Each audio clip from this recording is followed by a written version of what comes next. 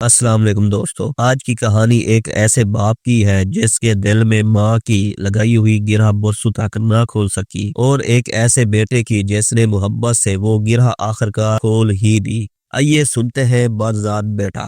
میری پہلی بیوی جڑواں بیٹو کو جنم دیتے ہوئے دنیا سے چلی گئی۔ بچوں کے لیے سہارا بننے کو ماں نے ایک بیوہ عورت خیر النساء کو میرے نکاح میں دے دیا۔ اس کے ساتھ اس کا چھوٹا سا بیٹا رحیل بھی آیا۔ اماں نے کہا، بیٹا خیر النساء بہت اچھی عورت ہے، تیرے گھر کو سنبھال لے گی، بس تجھے اس کے بیٹے کو بھی برداشت کرنا ہوگا۔ یہ جملہ میرے دل میں کانٹے کی طرح چبھ گیا، اور وہی ایک کینہ، ایک گرہ لگ گئی جو برسوں تک نہ کھلی۔ رحیل بہت تمیزدار بچہ تھا۔ ایک چیز جو میں نے شدت سے نوٹ کی کہ میرے سرد رویے کے باوجود وہ مجھ سے بہت محبت کرتا، اور میرے رویے سے اسے کوئی فرق نہیں پڑتا تھا۔ صبح جب ناشتے کے لیے کھانے کی میز پر آتا، رحیل انتہائی تمیز کے ساتھ السلام علیکم ابا جان کہتا اور بہا کر میرے آگے اخبار رکھتا۔ میں جواب دینا چاہتا مگر اماں کی آواز آتی، او بدذات، جا اپنی ماں سے کہہ ناشتہ لائے، میرے پوتو کو دیر ہو رہی ہے۔ میرا ہاتھ جو اس کے سر پر پیار دینے کو اٹھتا وہیں رک جاتا۔ ایک دن میں نے رحیل کو اپنی ماں سے پوچھتے سنا،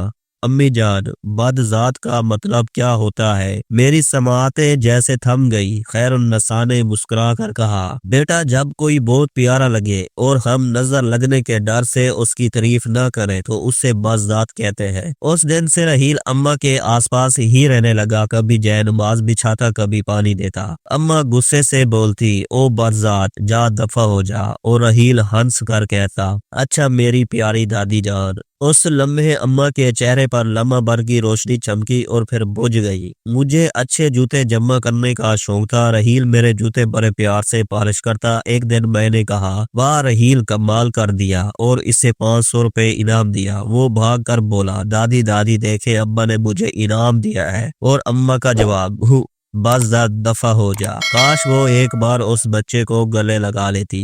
وقت گزرتا رہا، بچے بڑے ہو گئے۔ عمر اور علی میرے جڑواں بیٹے اعلیٰ تعلیم کے لیے ملک سے باہر چلے گئے۔ رحیل نے میٹرک کے بعد تعلیم کو خیر بات کہہ دیا۔ میرے پہنچ جانے کے باوجود وہ پڑھ نہیں سکا۔ سارے محلے کا لاڈلا تھا۔ صبح کا گھر سے نکلا، شام کو گھر آتا۔ اکثر ہاتھ پر پٹی بندی ہوتی، جانے کہاں سے چوٹ لگوا کر آتا تھا۔ خیر النساء نے میرے دریافت کرنے پر کہا، فکر نہ کرے، مجھے بتا کر جاتا ہے، میری اس پر نظر ہے۔ وقت نے اماں کو ہم سے چھین لیا۔ آخری وقت میں رحیل نے اماں کی بہت خدمت کی۔ کئی بار اپنی گود میں اٹھا کر ہسپتال لے جانے کے لیے گاڑی میں بٹھایا۔ ان کا کمزور وجود باہوں میں بھر کر کئی راتیں رحیل نے ہسپتال کے بیڈ پر جا کر گزار دی۔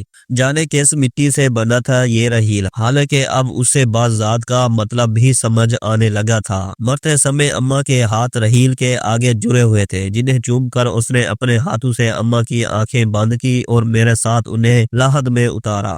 میرے دونوں بیٹے میرے چاہنے کے باوجود دادی کی آخری رسومات میں شریک نہ ہو پائے۔ اس دن اماں کی لگائی گئی گرہ ڈھیلی ہو گئی، بالکل ڈھیلی۔ بس ایک بار رحیل کو گلے سے لگانے کی دیر تھی کہ کھل جاتی، مگر آنا کو شکست دینا کہاں میرے بس میں تھا۔ عمر اور علی نے پڑھائی مکمل ہونے کے بعد شادیاں کر لی اور ادھر کے ہی ہو کر رہ گئے۔ ایک بار بس ملنے کے لیے آ جاتے۔ سالوں بعد مجھے فالج ہو گیا۔ چمکتے جوتے پہننے والے پاؤں مفلوج ہو گئے۔ نوکروں کے ہوتے ہوئے بھی رحیل میرے سارے کام اپنے ہاتھ سے کرتا۔ گھڑی پر سوئیوں کا رقص جاری تھا۔ اب کے ڈانس اسٹیپ میں وقت کا پاؤں میری قسمت پر تھا۔ مجھے اپنی کارکردگی پر ایک بہت بڑا ایوارڈ ملنے والا تھا۔ ایوارڈ کی تقریب والے دن اس نے خود میرے کپڑے پہنے، میری وہیل چیئر پر بٹھایا اور میرے پاؤں میں ایک خوبصورت کالے چمڑے کے جوتے پہنائے۔ جب مجھے ایوارڈ ملا، رحیل نے میرے گال پر بوسہ دیا اور کہا، I am proud of you بابا۔ میں کہنا چاہتا تھا، I am proud of you my son, مگر زبان ساتھ نہ دے سکی۔ کچھ دن بعد وہ مجھے ایک فیکٹری میں لے گیا۔ سب لوگ ادب سے بولے، سلام صاحب۔ میں حیران ہو گیا۔ ایک بزرگ آگے آئے اور بولے، مبارک ہو عثمان شاہ صاحب، یہ فیکٹری آپ کے بیٹے رحیل کی ہے۔